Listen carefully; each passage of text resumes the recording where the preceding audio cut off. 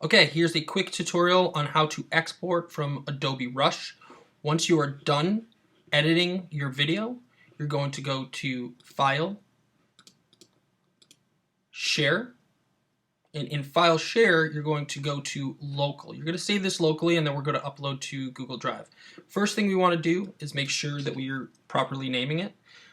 This is going to be the name of the year dash the day, or dash the month, dash the day, whatever it is. In this case, it's Hamped Up.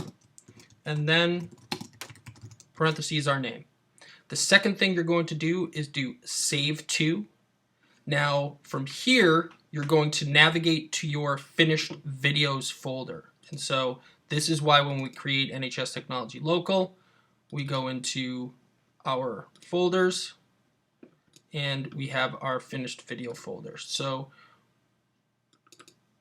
inside of finished videos, we put that, we hit choose, and then these settings are all set. We then can hit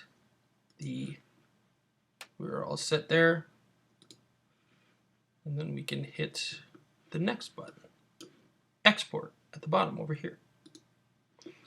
Then it's going to save that video and move it over.